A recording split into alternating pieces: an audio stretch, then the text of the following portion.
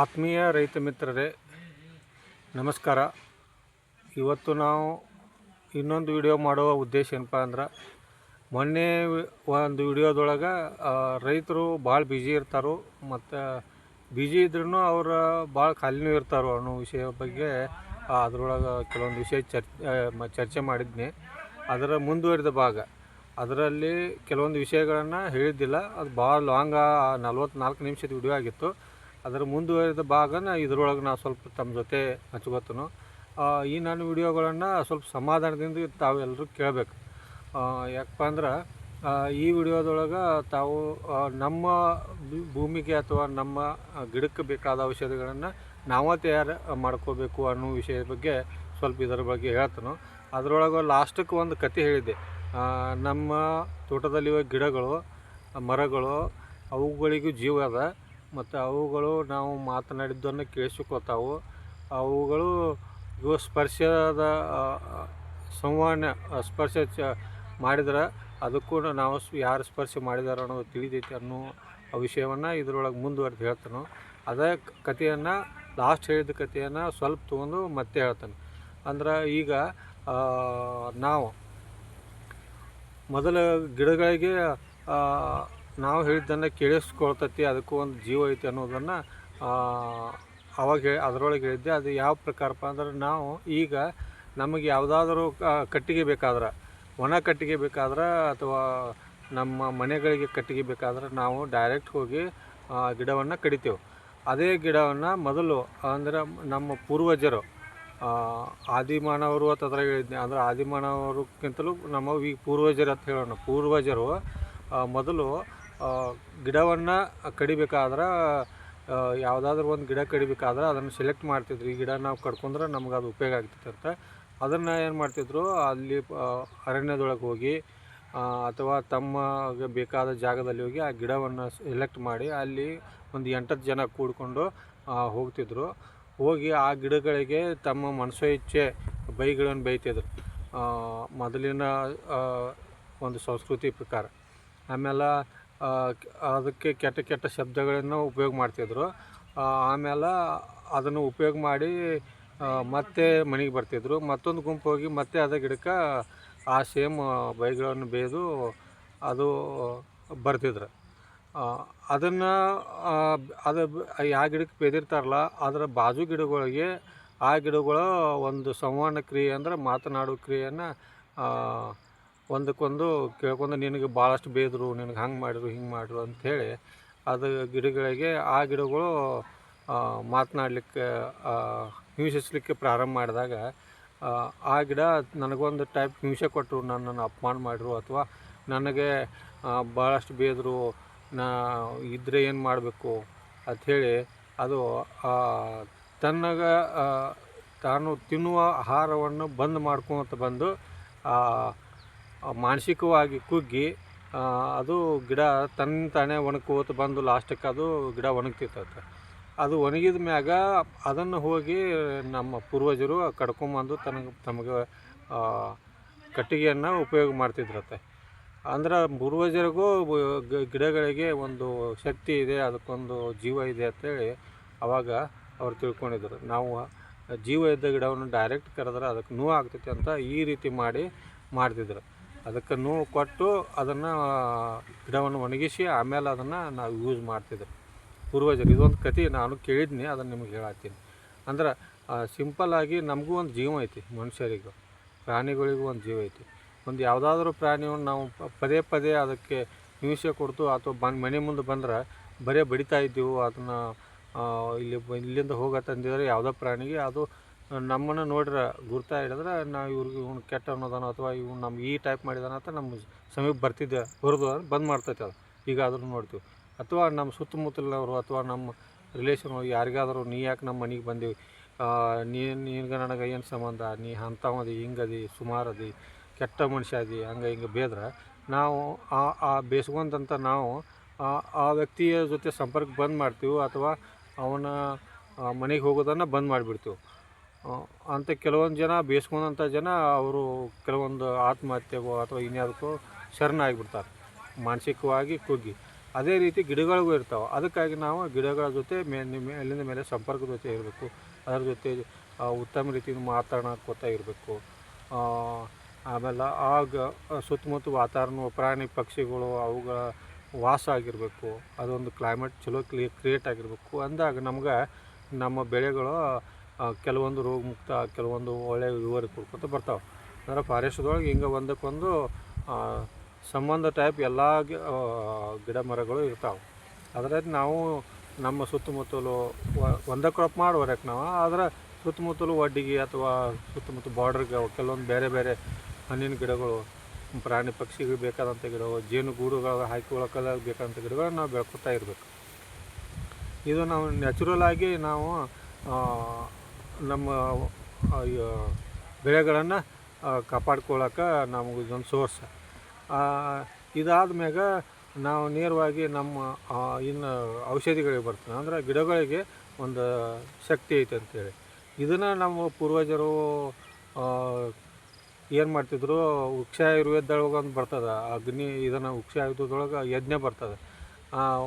ಈಗಾಗಲೇ ಕೆಲವೊಂದು ರೈತರು ಯೂಸ್ ಮಾಡ್ತಾರೆ, ತಮ್ಮ ಜಮೀನೊಳಗೆ ಯಜ್ಞ ಮಾಡ್ತಾರೆ ಅಥವಾ ತಮ್ಮ ಮನೆಯೊಳಗೆ ಯಜ್ಞ ಮಾಡ್ತಾರೆ. ಅಂದ್ರೆ ನಮ್ಮ ಚಾನಲ್ ಹೆಸರು ವೇದಾಗ್ನಿ ಫಾರ್ಮಿಂಗ್ ಅಂತ ಹೇಳ್ತೀವಿ. ವೇದಗಳಿಂದ ಮತ್ತು ಯಜ್ಞದಿಂದ ಮಾಡೋಂಥ ಕೃಷಿ ಅದು. ಇದರ ಜೊತೆ ನಾವು ಈ ನಮ್ಮ ಆಧುನಿಕ ಕೃಷಿಯ ಜೊತೆ ಅದನ್ನು ಅಳವಡಿಸಿಕೊಳ್ಬೇಕು ಅಂತೇಳಿ ನನ್ನ ಹೆಸರು ಇಟ್ಟೀನಿ. ಅಂದ್ರೆ ನಾವು ಭೂಮಿ ಒಳಗೆ ಯಜ್ಞ ಮಾಡಬೇಕು. ಅಂದ್ರೆ ಅದ್ರ ಜೊತೆ ಯಜ್ಞ ಅಂದ್ರೆ ನಮಗೊಂದು ಗಿಡಗಳ ಜೊತೆ ಮಾತಾಡೋದು ಅಥವಾ ಅದ್ರ ಜೊತೆ ಡೈಲಿ ಸಂಪರ್ಕದಾಗಿರ್ಬೋದು. ಅದು ನಾವು ಒಂದು ರೌಂಡ್ ಮುಂಜಾನೆ ಒಂದು ರೌಂಡ್ ನಾವು ನಮ್ಮ ಬೆಳೆಗಳ ಸುತ್ತಮುತ್ತ ಹಾದುವದೀವಿ ಅಂದ್ರೆ ಒಂದು ರೀತಿ ಅವುಗಳಿಗೂ ನಮ್ಮನ್ನು ನಮ್ಮನ್ನು ಕಾಳಜಿ ಮಾಡೋರು ಅದಾರಪ್ಪ ಅನ್ನುವಂಥ ಒಂದು ಫೀಲಿಂಗ್ ಗಿಡಗಳಿಗೆ ಬರ್ತದೆ. ಅಲ್ದೆ ನಾವು ವೇದಾಗ್ನಿ ಅಂತ ಹೆಸರಿಟ್ಟೀನಿ. ಯಾಕೆ ಇಟ್ಟೀನಪ್ಪ ಅಂದ್ರೆ ಅಗ್ನಿಹೋತ್ರ ಅನ್ನೋದನ್ನು ತಾವು ನೋಡಿರಿ. ಅಗ್ನಿಹೋತ್ರ ಯಜ್ಞ ಮಾಡಿದ್ರೆ ನಾವು ನಮ್ಮ ಅಗ್ನಿಹೋತ್ರ ಯಜ್ಞ ಮಾಡಿದ್ರೆ ನಮ್ಮ ಪೂರ್ಣ ಏರಿಯಾ ಅಂದ್ರೆ ನಮ್ಮ 3-4 ಎಕರೆ ಏರಿಯಾ ಪೂರ್ಣ ನೆಗೆಟಿವ್ ಇದ್ದದ್ದು ಪಾಸಿಟಿವ್ ಚಾರ್ಜ್ ಆಗ್ತದೆ ಭೂಮಿ. ಆಮೇಲೆ ಅದರಿಂದ ಕೆಟ್ಟ ನೆಗೆಟಿವ್ ಇರ್ತದಿಲ್ಲ, ಕೆಟ್ಟ ವಾತಾವರಣ ಮತ್ತು ನಮಗೆ ಈಗ ದಾವಣಿ ಬುರಿ ಕೆಲವೊಂದು ಬರ್ತಾವೆ. ಅವು ಎಲ್ಲ ವಾತಾವರಣ ಕ್ಲಿಯರಾಗಿ ನಮ್ಮ ಒಂದು ಒಳ್ಳೆಯ ಕ್ಲೈಮೇಟ ನಮ್ಮ ಜಮೀನಿನ ಮೇಲೆ ಒಂದು ಲೇಯರ್ ತಯಾರಾಗ್ತೈತಿ. ಆಗ ಅಗ್ನಿಹೋತ್ರ ಮಾಡೋದ್ರಿಂದ ನಾವು ಅಗ್ನಿಹೋತ್ರವನ್ನು ಅಮಾವಾಸ್ಯೆ ಅಥವಾ ಸೋಮವಾರಕ್ಕೊಮ್ಮೆ ನಾವು ಮಾಡ್ತೀವಿ. ಅಗ್ನಿಹೋತ್ರ ಮೊದಲು ನಾವು ದ್ರಾಕ್ಷಿಗೆ ಕಂಟಿನ್ಯೂಸ್ 1 ವರ್ಷ ಮಾಡಿ ನೋಡಿದೆ. ಆ ವರ್ಷ ಪೂರ್ಣ ಎಲೆ ಆಗಲಿ ಅದು ಕಾಯಿಯ ರುಚಿ ಆಗಲಿ ಎಲ್ಲ ಉತ್ತಮ ರೀತಿ ಬಂದೈತೆ. ಆ ರೀತಿ ನಾವು ಇದನ್ನು ಒಂದು ನಮ್ಮ ಕೃಷಿ ಒಳಗೆ ಅಳವಡಿಸ್ಕೋಬೇಕು. ಅದಕ್ಕಾಗಿ ನಾವು ವೇದಾಗ್ನಿ ಫಾರ್ಮಿಂಗ್ ಅಂತ ಹೆಸರಿಟ್ಟಿವಿ. ವೇದಗಳಲ್ಲಿ ಇರುವಂಥ ಕೆಲವೊಂದು ಕೃಷಿ ಚಟುವಟಿಕೆಗಳು ಮತ್ತು ಯಜ್ಞ ಮಾಡಿ ಅಂದ್ರೆ ಅಗ್ನಿಹೋತ್ರ ಯಜ್ಞ ಮಾಡಿ ಅದರಿಂದ ಬಂದಂಥ ಕೆಲವೊಂದು ಕ್ಲೈಮೇಟ್ದಲ್ಲಿ ಆದಂಥ ಚೇಂಜಸ್ಸಿಂದ ನಮ್ಮ ಬೆಳೆಗಳನ್ನು ರಕ್ಷಣೆ ಮಾಡ್ಕೊಳ್ಳೋದು. ಇದನ್ನು ಒಂದು ನಾವು ಕೃಷಿ ಒಳಗೆ ಅಳವಡಿಸ್ಕೊಳ್ಬೇಕು. ಆಮೇಲಿನ ನೇರವಾಗಿ ನಮ್ಮ ಔಷಧಿಗಳನ್ನು ನಾವು ಯಾಕೆ ತಯಾರು ಮಾಡ್ಕೋಬೇಕು ಅನ್ನೋದ್ರ ಬಗ್ಗೆ ರೈತರು ತಾವು ಎಷ್ಟೇ ಬ್ಯುಸಿಯಾಗಿರಿ, ನೀವು ಕೃಷಿ ಒಳಗೆ ಯಾವುದೋ ಒಂದು ಔಷಧಿ ನಿಮಗೆ ಒಂದು ಟಾನಿಕು ಅಥವಾ ಒಂದು ವಾಟರ್ ಸೊಲ್ಯುಬಲು ನಿಮಗೆ ಈಗ ಜಮೀನದೊಳಗೆ ನಿಮ್ಮ ಕಡೆ ಇರುವುದಿಲ್ಲ. ಅದನ್ನು ತರಲಿಕ್ಕೆ ಒಂದು ಒಳ್ಳೆಯ ಕ್ವಾಲಿಟಿದಿಂದ ಫರ್ಟಿಲೈಸರ್ನ ಅಥವಾ ಟಾನಿಕನ್ನು ಅಥವಾ ಯಾವುದೋ ಕೀಟನಾಶಕನ ನೀವು ತರಬೇಕಾದ್ರೆ ನಿಮ್ಮ ಊರಲ್ಲಿ ಸಿಗಲಿಲ್ಲ ಅಂದ್ರೆ ಬೇರೆ ಒಂದು 15-20 ಕಿಲೋಮೀಟ್ರ್ ಹೋಗಿ ತರ್ಲಾಕೆ ನೀವು ಟ್ರೈ ಮಾಡ್ತೀರಿ. ಅವಾಗ ನಿಮಗೆ ಮಿನಿಮಮ್ 1 ಗಂಟೆ ಅಥವಾ 2 ಗಂಟೆ ನಿಮಗೆ ವೇಸ್ಟ್ ಆಗ್ತೈತೆ. ಆಮೇಲೆ ರೊಕ್ಕನೂ ಖರ್ಚಾಗ್ತೈತೆ. ಅದ್ರ ಬದಲು ನೀವು ಅದೇ 1 ಗಂಟೆ 2 ಗಂಟೆಯನ್ನು ಯಾವುದಾದ್ರೂ ನಿಮಗೆ ಬೇಕಾದಂಥ ನಿಮಗೆ ಬೆಳಿಬೇಕಾದಂಥ ಔಷಧಿ ಟಾನಿಕು, ಕೀಟನಾಶಕ ಅಥವಾ ಫರ್ಟಿಲೈಸರು ನೀವು ತಯಾರು ಮಾಡ್ಕೊಳ್ಳೋಕೆ ಟ್ರೈ ಮಾಡಿದ್ರೆ 1-2 ತಾಸು ಒಳಗೆ ನೀವು ಅದನ್ನು ತಯಾರು ಮಾಡಿಟ್ರೆ ನಿಮಗೆ 3-4 ಒಂದು ಬೆಳೆ ಕಡಿಯೋಕ್ಕಾಗುವವರೆಗೂ ಆ ಒಂದು ಔಷಧಿಯನ್ನು ನೀವು ನಿಮಗೆ ಬೇಕಾದಾಗ 1-2 ನಿಮಿಷದಾಗ ಬ್ಯಾರಲ್ ಚಾವಿ ತೆರೆದು ನೀವು ಯೂಸ್ ಮಾಡ್ಕೋಬೋದು. ಭಾಳ ಸಿಂಪಲ್ ಐತೆ ರೀ ಔಷಧಿಗಳನ್ನು ಮಾಡ್ಕೊಳ್ಳೋದು. ಭಾಳ ನಮಗೆ ಸೈಂಟಿಸ್ಟ್ ಆಗಲಿ, ನಮ್ಮ ಕೆಲವೊಂದು ವ್ಯಕ್ತಿಗಳು ಔಷಧ ಅಂಗಡಿಯವರು ಅಥವಾ ಬೇರೆ ನಮ್ಗೆ ಕೃಷಿ ಇಲಾಖೆದವರಾಗಲಿ ಅಥವಾ ಸೈಂಟಿಸ್ಟ್ಗಳಾಗಲಿ ಇಲ್ಲಿವರೆಗೂ ನಮ್ಮನ್ನು ಹಾದಿ ತಪ್ಪಿಸಿದ್ದಾರೆ. ಔಷಧಿಗಳನ್ನು ಮಾಡ್ಕೊಳ್ಳೋಕೆ ನಮ್ಮನ್ನು ಪೂರ್ಣ ಅಲಸ್ತಾನ ಮಾಡಿಬಿಟ್ಟಿದ್ದಾರೆ ರೈತರನ್ನು. ಔಷಧಿಗಳು ಹಂಗೆ ಮಾಡ್ಕೊಳಕ್ಕೆ ಬರೋಂಗಿಲ್ಲ, ಭೂಮಿ ಹಂಗೆ ಆಗ್ತತಿ ಹಿಂಗೆ ಆಗ್ತತಿ ತಲೆ ಕೆಡಿಸ ನೀವೇ ಮಾಡ್ಕೊಂಡ್ರೆ ನಿಮಗೆ ಟೆಕ್ನಿಕ್ ಗೊತ್ತಿರೋಂಗಿಲ್ಲ, ಎಲ್ಲನೂ ಏನೂ ಇಲ್ಲ. ಭೂಮಿ ತಾಯದಳಕ್ಕೆ ಮಗ ಏನೇ ತಪ್ಪು ಮಾಡಿ ಕಪ್ಸ್ಕೊತಾಳ. ಈಗ ನೀವು ವಿಷ ಹಾಕ್ಲಾತಿದ್ದೀವಿ ನಾವು ಭೂಮಿಗೆ ಸಿಕ್ಕಾಪಟ್ಟಿ, ಅದನ್ನು ಕಪ್ಸೋದಾತಿದ್ದಾಳಕ್ಕೆ ಭೂಮಿ ತಾಯಿ. ಆದ್ರೆ ನಾವು ನಮ್ಮದು ಔಷಧಿಯನ್ನು ನಾವು ಆರ್ಗ್ಯಾನಿಕ್ ಒಳಗೆ ತಯಾರು ಮಾಡ್ಕೋದಾಗಲಿ, ಬಯೋಲಾಜಿಕಲಿ ಆಗಿ ತಯಾರು ಮಾಡ್ಕೋದಾಗಲಿ, ಕೆಮಿಕಲ್ಸ್ ಒಳಗೆ ತಯಾರು ಮಾಡ್ಕೋದಾಗಲಿ, ನಾವಾಗಿ ಮಾಡ್ಕೊಂಡ್ರೆ ನಮ್ಗೆ ಏನು ಬೇಕು ಎಷ್ಟು ಹಾಕಬೇಕಾಗೈತಿ ಅನ್ನೋದನ್ನು ಅಂತ ನಮ್ಮ ಸ್ವಂತ ನಮ್ಮ ಕಣ್ಣು ಮುಂದೆನೇ ನಾವು ಔಷಧಿಗಳನ್ನ ತೊಗೊಂಡು ವನಸ್ಪತಿಗಳನ್ನ ತೊಗೊಂಡು ತಯಾರು ಮಾಡಿರ್ತೀವಿ. ಅದ್ರೊಳಗೆ ಏನು ಹಾಕಿರ್ತೀವಿ ಅನ್ನೋ ನಮ್ಗೆ ಗೊತ್ತಿರ್ತೈತಿ. ಇದನ್ನು ಮಾಡಿದ್ರೆ ಇಷ್ಟು ರಿಸಲ್ಟ್ ಬರ್ತದೆ ಗೊತ್ತಿರ್ತೈತಿ. ಈಗ ಸಿಕ್ಕಾಪಟ್ಟಿ ಮಾರ್ಕೆಟ್ ಡುಪ್ಲಿಕೇಟ್ ಬಂದವು. ಅದಕ್ಕೆ ರೈತರು ತಮ್ಮ ಔಷಧಿಗಳನ್ನು ತಾವೇ ತಯಾರು ಮಾಡ್ಕೋರಿ ಅನ್ನೋ ಒಂದು ಕಾನ್ಸೆಪ್ಟ್ ನಂದು. ಅಲ್ದ ಪ್ರತಿಯೊಬ್ಬರು ಈಗ ನಾವು ಔಷಧಿಗಳನ್ನು ನಾವೇ ತಯಾರು ಮಾಡಿ ಮಾರ್ತಿದ್ದೆವು. ಕೆಲವೊಬ್ಬರು ರೈತರು ನಮ್ಗೆ ಮಾಡ್ಕೊಳಕ್ಕಾಗೋದಿಲ್ಲ, ನಮಗೆ ನೀವೇ ಮಾಡಿದ್ದೆ ಕೊಡ್ತಿದ್ನೆ. ಆದರೆ ಈಗ ನಾ ಎಲ್ಲ ರೈತರಿಗೆ ಕೊಡ್ಲಿಕ್ಕೆ ಆಗೋದಿಲ್ಲ. ಅದಕ್ಕೆ ರೈತರು ತಮ್ಮ ಮನೆಯೊಳಗೆ ತಯಾರು ಮಾಡ್ಕೋರಿ. ಯಾವ ನೀವು ನಮಗೊಳಗೆ ಆರ್ಗ್ಯಾನಿಕ್ ಒಳಗೆ ಒಂದು 4-5 ಔಷಧಿಗಳು, ಜೀವಾಮೃತ ಒಳಗೆ ಒಂದು 2-3 ಜೀವಾಮೃತ 3-4 ಟೈಪ್ ಜೀವಾಮೃತ ಮಾಡ್ತೀವಿ ನಾನು. ಆಮೇಲೆ ಕೀಟನಾಶಕ ಒಳಗೆ ಒಂದು 2-3-4 ಕೀಟನಾಶಕಗಳು ಮಾಡ್ಕೊತೀವಿ.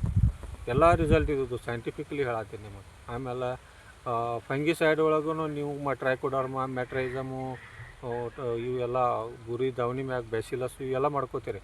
ಅದನ್ನು ನಾವು ಮಾಡ್ಕೋತೀವಿ, ಅದನ್ನು ನಾವು ರೆಡಿನೇ ಇಟ್ಕೊಂಡಿರ್ತೀವಿ. ಆಮೇಲೆ ಕೀಟನಾಶಕ ಒಳಗೆ ನೀವು ಪಾಳೆಕರ ಅವ್ರದ್ದು ಯೂಸ್ ಮಾಡ್ತೀರಿ, ಅಥವಾ OWDC ಒಳಗೆ ಯೂಸ್ ಮಾಡ್ತೀರಿ, ಫಂಗಸ್ ಒಳಗೆ ಮಾಡ್ತೀರಿ. ಅದ್ರೂ ಎಲ್ಲ ನೀವು ಮಾಡ್ಕೊಳಕ್ಕೆ ಬೇಡ ಅನ್ನೋದಿಲ್ಲ. ಅದನ್ನು ಒಂದು ವೈಜ್ಞಾನಿಕವಾಗಿ ಮಾಡ್ಕೊರಿ. ಒಂದು ಯಾವುದೋ ಒಂದು ಗಿಡದ ಬಡ್ಡಿಯಾಗಿಟ್ಟು ಅದನ್ನು ಮಲ್ಟಿಪ್ಲೈ ಮಾಡಿ ಅದನ್ನು ಸ್ಪ್ರೇ ಮಾಡಿ ಡ್ರಿಪ್ನಾಗ ಹಂಗೆ ಬೇಡ. ವೈಜ್ಞಾನಿಕವಾಗಿ ಒಂದು ರೂಮ್ ರೆಡಿ ಮಾಡ್ಕೊರಿ.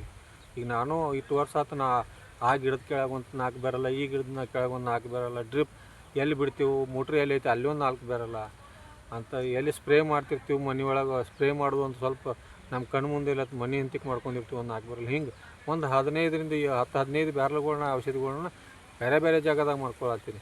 ಈಗ ನಾನು ಒಂದು ರೂಮ್ ರೆಡಿ ಮಾಡಿಕೊಂಡು ಸಿಸ್ಟಮೆಟಿಕ್ ಆಗಿ ಮಾಡಬೇಕು ಅನ್ನೋ ವಿಚಾರದೊಳಗೆ ನಾನು ಮಾಡ್ತಾಯಿದ್ದೇನೆ. ಅದಕ್ಕೆ ರೈತರಿಗೆ ನಾನಾದರೂ ಆರ್ಗ್ಯಾನಿಕ್ ಒಳಗೆ ಔಷಧಿಗಳನ್ನು ಎಷ್ಟು ಮಿಕ್ಸ್ ಮಾಡಬೇಕು, ಎಷ್ಟು ಡ್ರಿಪ್ಪಿಗೆ ಬಿಡಬೇಕು, ಯಾವ ಸ್ಟೇಜ್ ಒಳಗೆ ಬಿಡಬೇಕು ಅನ್ನೋದು ನನಗಂತೂ ಅರ್ಥ ಆಗೈತಿ. ಸಾಧ್ಯ ಐತಿ ನನಗೆ ನನ್ನ ಆತ್ಮವಿಶ್ವಾಸಲೇ ಯಾವುದೇ ರೈತರಿಗೆ ಹೇಳಿದ್ರೆ ಅದು ಲುಸ್ಕಾನ್ ಆಗೋದಿಲ್ಲ ಅನ್ನೋ ವಿಚಾರ ಐತಿ. ಮತ್ತು ಕೆಮಿಕಲ್ ಒಳಗೂ ಸುಧಾ ನಾವು ಔಷಧಿಗಳನ್ನ ರೆಡಿ ಮಾಡ್ಕೋತೀವಿ. ವಾಟರ್ ಸೊಲ್ಯುಬಲ್ ಮಾಡ್ಕೋತೀವಿ, ಟಾನಿಕ್ಗಳು ಮಾಡ್ಕೋತೀವಿ, ಆಮೇಲೆ ಮೈಕ್ರೋನ್ಯೂಟ್ರಿಯೆಂಟು ಮಾಡ್ಕೋತೀವಿ. ಆಮೇಲೆ ಬೇಕಂದ್ರೆ ನಾವು ಸ್ಟಿಕ್ಕರ್ನು ಮಾಡ್ಕೋತೀವಿ. ಆರ್ಗ್ಯಾನಿಕ್ ಒಳಗೂ ಸ್ಟಿಕ್ಕರ್ ರೆಡಿ ಮಾಡ್ಕೊಳಕ್ಕೆ ನಮ್ಮ ಕಡೆ ಐತಿ, ಅವೈಲೇಬಲ್ ಐತಿ. ಕೆಮಿಕಲ್ ಒಳಗೂ ನಾವು ಸ್ಟಿಕ್ಕರ್ ಮಾಡ್ಕೊಳಕ್ಕೆ ಅದು ಅವೈಲೇಬಲ್ ಐತಿ. ಇವೆಲ್ಲ ನಾವೇನು ಎಲ್ಲ ನಾನಾದರೂ ಸ್ವಂತ ಕಲ್ತೀನಿ. ಕೆಲವೊಂದು ಡ್ರಿಪ್ನ್ಯಾಗ ಬಿಡ್ಲಾಕ ಜೀವಾಮೃತಗಳನ್ನು ಅಥವಾ ಈ ನಿಮ್ಟೋಡ್ಸು, ಗೊಣ್ಣೆ ಹುಳ ಭಾಳಷ್ಟು ಐತಿ ಭೂಮಿ ಒಳಗೆ. ಅದರಿಂದ ಭೂಮಿ ಹಾಳಾಗಿದೆ. ಅವು ಕೆಲವೊಂದು ಬೆನಕಾಸ್ಲರಿ ಅಂತೇಳಿ ಮಾಡಿದ್ದೀನಿ ನಾನು. ಅದರಿಂದ ನಿಮ್ಟೋಡು ಗೊಣ್ಣೆ ಹುಳುಗಳು ಭಾಳಷ್ಟು ಕಡಿಮೆ ಆಗಿಬಿಡ್ತಾವೆ. ಅದನ್ನು ಫ್ರೀಯಾಗೇ ಮಾಡ್ಬೋದು. ಏನೋ ₹1 ಖರ್ಚನೇ ಇಲ್ಲ ಅದಕ್ಕೆ. 1 ಕಿಲೋ ಅಥವಾ 2 ಕಿಲೋ ಬೆಲ್ಲ ಅಟ್ಟ ಹಾಕಿರೋ ಮುಗಿದವು. ಅವು ಕೆಲವೊಂದು ಫಾರ್ಮುಲಾಗಳದಾವೆ. ಅದಕ್ಕೆ ರೈತರು ತಮಗೆ ಬೇರೆ ಅನುಭವಿ ರೈತರಿಗೆ ಸಂಪರ್ಕ ಮಾಡ್ಯಾರೆ ನೀವು ಮಾಡ್ಕೋರಿ. ಇಲ್ಲಪ್ಪ ಅಂದ್ರೆ ನನ್ನನ್ನು ಸಂಪರ್ಕ ಮಾಡಿರಿ, ನಾನು ನಿಮಗೆ ಹೇಳ್ಕೊಡ್ತೇನೆ ಯಾವ ಔಷಧಿಗಳು ಮಾಡಬೇಕು, ಏನು ಮಾಡಬೇಕು. ಯಾಕಂದ್ರೆ ಎಲ್ಲರಿಗೂ ಸಪ್ಲೈ ಮಾಡೋಕ್ಕಾಗೋದಿಲ್ಲ. ಒಂದು ಊರೊಳಗೆ 300-400 ರೈತರು ಇರ್ತಾರೆ. ಎಲ್ಲರಿಗೂ ನನಗೆ ಮಾಡಿಕೊಡೋಕ್ಕಾಗೋದಿಲ್ಲ. ತಮ್ಮ ಮನೆಯೊಳಗೆ ಒಂದು ಫ್ಯಾಕ್ಟ್ರಿ ಟೈಪ್ ತಯಾರು ಮಾಡ್ತಾರೆ, ಒಂದು ರೂಮ್ ಮಾಡ್ತಾರೆ. ಮಿನಿಮಮ್ ನಂದು ಉದ್ದೇಶ ಒಂದು 15 ಬ್ಯಾರಲ್ಲರೂ ನಿಮ್ಮ ಕಡೆ ಇರಬೇಕು. ಅಂದರೆ ಎಲ್ಲ ಟೈಪ್ ಕೆಮಿಕಲ್ಲು, ಆರ್ಗ್ಯಾನಿಕ್ಕು, ಬಯೋಲಾಜಿಕಲ್ಲು 3 ಟೈಪ್ ನೀವು ಸ್ಟೆಪ್ ಬೈ ಸ್ಟೆಪ್ ನಿಮ್ಮ ಬೆಳೆಗಳಿಗೆ ಕೊಡ್ಬೋದು. ಒಂದು 10-15 ಬ್ಯಾರಲ್ ಇದ್ರೆ ನಾನು ನಿಮಗೆ ಹೇಳಿಕೊಡ್ಲಿಕ್ಕೆ ಅವಕಾಶ ಐತಿ. ಸ್ಟಾರ್ಟಿಂಗ್ದಾಗ 2-3-4 ಬ್ಯಾರಲ್ದಿಂದ ಮಾಡ್ಕೋತ ಸ್ಟಾರ್ಟ್ ಮಾಡಿ. ಈಗ ಸ್ಟಾರ್ಟಿಂಗ್ದಾಗ ನೀವು ಒಂದು ಟೊಮೆಟೊ ಹಚ್ಚಿರಪ್ಪ ಅಂದ್ರೆ, ಅಥವಾ ಒಂದು ನುಗ್ಗೆ ಪ್ಲಾಟ್ ಹಚ್ಚಿರಪ್ಪ ಅಂದ್ರೆ, ನಿಮಗೆ ಸ್ಟಾರ್ಟಿಂಗ್ದಾಗ ಎಲ್ಲ ಔಷಧಿಗಳ ಅವಶ್ಯಕತೆ ಇರೋದಿಲ್ಲ. ಸ್ಟಾರ್ಟಿಂಗ್ದಾಗ ಒಂದು ಟಾನಿಕ್ ಇರ್ತೈತಿ, ಒಂದು ಭಾಳ ಆದ್ರೆ ಫಂಗಿಸೈಡ್ ಇರ್ತೈತಿ. ಯಾವುದೋ ಆರ್ಗ್ಯಾನಿಕ್ದೊಳಗೆ ಮಾಡ್ಬೋದು. ಅವು 2 ಮಾಡ್ಕೊಳ್ಬೋದು. ಮುಂದೆ 15 ದಿವಸ ಒಳಗೆ ಮತ್ತೊಂದು ಮಾಡ್ಬೋದು. ಒಂದು ಕೀಟನಾಶಕ ಮಾಡ್ಕೊಳ್ಬೋದು. ಒಂದು 2-3-4 ಬ್ಯಾರಲ್ ಫಸ್ಟ್ ಸ್ಟಾರ್ಟಿಂಗ್ ಇಟ್ಕೊಂಡ್ರೆ ಮುಂದೆ ಒಂದು ಮತ್ತು ಹಂಗೆ ಒಂದು 15 ದಿವಸದಾಗ ಮತ್ತೊಂದು 2-3 ಬ್ಯಾರಲ್ ಹಿಂಗೆ ಮಾಡ್ಕೊತ ನೀವು ಹೋರಿ. ಬ್ಯಾರಲ್ ಇರ್ತಾರೆ. ಯಾರಾದರೂ ನೀವು ಈಗಾಗಲೇ ಆರ್ಗ್ಯಾನಿಕ್ ಮಾಡ್ತಿದ್ರೆ, ನಿಮ್ಮಂತೆ 10-15 ಬ್ಯಾರಲ್ ಇದ್ರೆ, ನೀವು ಎಲ್ಲನೂ ಬರೀ ಜೀವಾಮೃತ ಯೂಸ್ ಮಾಡ್ತಿದ್ರೆ, ಅದ್ರ ಬದಲು ನಿಮಗೆ ಯಾವ್ಯಾವ ಸ್ಟೇಜ್ದಾಗ ಯಾವ್ಯಾವ ಜೀವಾಮೃತ ಕೊಡಬೇಕು ಮತ್ತು ಬಯೋಲಾಜಿಕ್ ಒಳಗೆ ಏನೇನು ಕೊಡಬೇಕು, ಕೆಮಿಕಲ್ ಒಳಗೆ ಏನೇನು ಕೊಡಬೇಕು, ಆರ್ಗ್ಯಾನಿಕ್ ಒಳಗೆ ಯಾವ್ಯಾವ ಕೀಟನಾಶಕ ಕೊಡಬೇಕು, ಯಾವ್ಯಾವ ಟಾನಿಕ್ ಕೊಡಬೇಕು, ಎಷ್ಟು ml ಕೊಡಬೇಕು ನಿಮಗೆಲ್ಲ ಡೀಟೇಲ್ ನಾ ಹೇಳಕ್ಕೆ ತಯಾರದನು. ರೈತರಾದವರು ತಾವು ಈ ವಿಡಿಯೋನ ಬೇರೆ ರೈತರಿಗೂ ಶೇರ್ ಮಾಡಿರಿ, ಅವರು ನನ್ನನ್ನು ಸಂಪರ್ಕ ಮಾಡಲಿ, ಅಥವಾ ನಾನು ನಿಮಗೆ ಹೇಳಿಕೊಟ್ರೆ ನಿಮ್ಮನ್ನು ಸಂಪರ್ಕ ಮಾಡಲಿ, ನೀವು ಅವ್ರಿಗೆ ಹೇಳಿಕೊಡ್ರಿ. ಅದರೊಳಗೆ ನಮ್ಮದೇನು ತೊಂದರೆ ಇಲ್ಲ. ಕೆಲವೊಂದು ಔಷಧಿಗಳು ನಿಮ್ಮ ಎಲ್ಲ ಮಾರ್ಕೆಟ್ದೊಳಗೆ ಸಿಗ್ತಾವೆ, ನಾ ಹೇಳುವಂಥವು. ಯಾವಾದರೂ ಸಿಗಲಿಲ್ಲ ಅಂದ್ರೆ ನನ್ನನ್ನು ಸಂಪರ್ಕ ಮಾಡಿರಿ, ನನ್ನ ಕಡೆ ಎಷ್ಟು ಸಾಧ್ಯತೆ ನಿಮಗೆ ಸಪ್ಲೈ ಮಾಡ್ತಾನೆ. ಆರ್ಗ್ಯಾನಿಕ್ದೊಳಗಂತರೂ ಯಾವ ಎಲ್ಲಿದು ತರುವ ಅವಶ್ಯಕತೆ ಇಲ್ಲ, ಎಲ್ಲ ನಿಮ್ಮ ತೋಟದೊಳಗೆ ಸಿಗ್ತಾವೆ ಅಥವಾ ನಿಮ್ಮ ಬಾಜುಕ್ಕೆ ರೋಡ್ ಬಾಜು ಸಿಗ್ತಾವೆ. ರೈತರಿಗೆ ಇಷ್ಟ ಕೇಳ್ಕೊಳ್ಳೋದು, ನಿಮ್ಮ ಔಷಧಿಗಳನ್ನು ನೀವೇ ತಯಾರು ಮಾಡ್ಕೊರಿ. ನೀವು ಭಾಳ ಬಿಜಿ ಆಗಬೇಡ್ರಿ. ಪೂರ್ಣ 1 ದಿವಸ ಅಥವಾ 2 ದಿವಸದೊಳಗೆ ನಿಮ್ಮದು 4 ರಿಂದ 5 ಎಕರೆ ಆಗುವಷ್ಟು ಎಲ್ಲ ಔಷಧಿಗಳನ್ನು ನೀವು ತಯಾರು ಮಾಡ್ಕೋಬೋದು. ನಂದು ಇದೊಂದು ಉದ್ದೇಶ, ಎಲ್ಲ ರೈತರು ನಿಮ್ಮದ ಒಂದು ಫ್ಯಾಕ್ಟ್ರಿ ಒಳಗೆ ಒಂದು 10 by 10 ರೂಮ್ ಇದ್ರೆ ಅದರೊಳಗೆ ಮಿನಿಮಮ್ 15 ಬ್ಯಾರಲ್ ಕುಂದಿರ್ತಾವೆ. 5 ಎಕರೆ ಆಗುವಷ್ಟು ನೀವು ಔಷಧಿಗಳನ್ನು ತಯಾರು ಮಾಡ್ಕೋಬೋದು. ಇಷ್ಟು ಹೇಳಿ ಈ ವಿಡಿಯೋನ ಏನು ಮಾಡ್ತಾನೋ, ಈ ನನ್ನ ಚಾನಲನ್ನು ಇನ್ನುಳಿದ ರೈತರಿಗೆ ಶೇರ್ ಮಾಡಿರಿ ಮತ್ತು ಈ ವಿಡಿಯೋನ ಸಬ್ಸ್ಕ್ರೈಬ್ ಮಾಡಿರಿ. ಯಾಕಪ್ಪ ಅಂದ್ರೆ ಈಗ ಏನು ಕೆಲವೊಂದು ಔಷಧಿಗಳನ್ನ ಹೇಳತ್ತೀನಿಲ್ಲ, ಇವು ಔಷಧಿಗಳು ಇನ್ನು ಮುಂದಿನ ಕೆಲವೊಂದು ದಿವಸದೊಳಗೆ ಎಲ್ಲ ವಿಡಿಯೋಗಳಿದೊಳಗೆ ಒಂದೊಂದು ಔಷಧಿಗಳನ್ನು ಆರ್ಗ್ಯಾನಿಕ್ದೊಳಗೆ ನಾನು ನಿಮಗೆ ಹೇಳ್ಕೊತ ಹೋಗ್ತೇನೆ. ಕೆಲವೊಂದು ಔಷಧಿಗಳನ್ನು ನೀವು ನನ್ನ ಫೋನ್ ಮುಖಾಂತರ ಕೇಳಿ, ಅವು ನಾವು ವಿಡಿಯೋದೊಳಗೆ ಹೇಳಿದ್ರೆ ಅವು ಕೆಲವೊಂದು ಔಷಧಿಗಳು ತಮಗೆ ಮಾಡ್ಲಿಕ್ಕೆ ತೊಂದರೆ ಆಗ್ತೈತೆ. ಅವಾಗ ಏನಾರು ಹೆಚ್ಚು ಕಡಿಮೆ ಮಾಡಿ ಅಂದ್ರೆ ನಿಮ್ಮ ಟೈಮು ವೇಸ್ಟ್, ಅದು ಅವ್ರು ಮಾಡಿದ ಔಷಧಿನೂ ವೇಸ್ಟ್ ಆಗ್ತೈತಿ. ಅದಕ್ಕೆ ನನ್ನ ನಂಬರ್ ಐತಿ 9902613899. ಈ ನಂಬರ್ಗೆ ಮೊದಲು ವ್ಯಾಟ್ಸಪ್ ಮಾಡಿರಿ. ನಿಮ್ಮ ಊರ ಅಡ್ರೆಸ್ಸ ಏನು ಬೆಳಿತೀರಿ ಅದನ್ನು ಹಾಕಿ ವ್ಯಾಟ್ಸಪ್ ಮಾಡಿರಿ. ಆಮೇಲೆ ನಾ ಕಾಲ್ ಮಾಡಿದಾಗ ನನಗೆ ಫೋನ್ ಹಚ್ಚಕೈತ್ರಿ, ನಾನು ನಿಮ್ಮ ಜೊತೆ ಕಾಂಟ್ಯಾಕ್ಟ್ದಾಗಿರ್ತಾನೋ. ನಿಮ್ಮ ಔಷಧಿಗಳನ್ನು ನೀವೇ ತಯಾರು ಮಾಡ್ಕೊರಿ, ಖರ್ಚು ಕಡಿಮೆ ಮಾಡ್ಕೊರಿ. ನಿಮಗೊಂದು ವಿಷಯ ಹೇಳ್ಬೇಕಂದ್ರೆ, ನಿಮ್ಮದು 1 ಎಕರೆ ಒಟ್ಟು 1 ಎಕರೆ ಅಥವಾ ಯಾವುದೇ ಬೆಳೆಗೆ 1 ಲಕ್ಷ ರೂಪಾಯಿ ನೀವು ಬರೀ ಔಷಧಿ ಖರ್ಚು ಮಾಡತ್ತಿದ್ರೆ, ಅದು ಕೆಳಗೆ ವಾಟರ್ ಸೋಲ್ಯುಬಲ್ ಆಗಲಿ, ಸ್ಪೆಷಲ್ ಡೋಸ್ ಆಗಲಿ, ಮ್ಯಾಲೆ ಸ್ಪ್ರೇ ಆಗಲಿ, ಟೋಟಲ್ ಒಳಗೆ 1 ಲಕ್ಷ ಖರ್ಚು ಮಾಡ್ತಿದ್ರೆ ನಿಮಗೆ 15 ರಿಂದ 20 ಸಾವಿರ ರೂಪಾಯಿದಾಗನ ಅಷ್ಟೇ ಇಳುವರಿ ಬರ್ತೈತಿ. ಅದಕ್ಕಿಂತ ಹೆಚ್ಚು ಬರ್ತೈತಿ. ಅಷ್ಟೇ ನಿಮಗೆ ಬೆಳೆನೂ ಚಲೋ ಉಳಿದೈತಿ, ನೆಲನೂ ಬಾದಾಗೋದಿಲ್ಲ ಅನ್ನೋ ಗ್ಯಾರಂಟಿ ನಾ ಕೊಡ್ತಾನೋ. ನಮ್ಮನ್ನು ಸಂಪರ್ಕ ಮಾಡಿರಿ, ತಾವು ತಮ್ಮ ಔಷಧಿಗಳನ್ನು ತಾವೇ ತಯಾರು ಮಾಡ್ಕೊರಿ. ಇಷ್ಟು ಹೇಳಿ ಈ ನನ್ನ ಚಾನಲನ್ನು ಸಬ್ಸ್ಕ್ರೈಬ್ ಮಾಡೋದನ್ನು ಮರಿಬೇಡ್ರಿ ಮತ್ತು ಇನ್ನುಳಿದ ರೈತರಿಗೆ ಅದನ್ನು ಶೇರ್ ಮಾಡಿರಿ, ಅವ್ರಿಗೆ ಅನುಕೂಲ ಆಗಲಿ ಅನ್ನೋದು ಹೇಳಿ ನಮಸ್ಕಾರ.